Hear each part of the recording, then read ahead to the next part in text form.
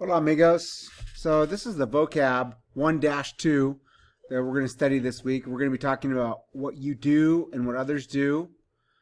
And we're going to be reviewing verbs in the present tense to talk about things that we do.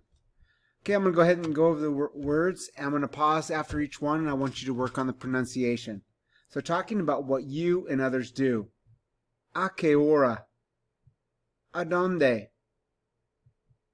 ¿Cuándo? ¿Qué?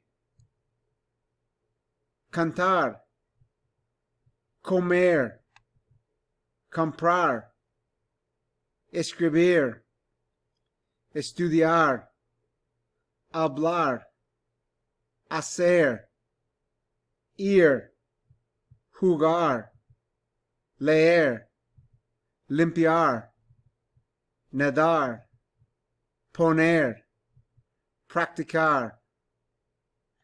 Okay, I want you to practice those words and study these words. We are going to be using them this week to talk about things that we do.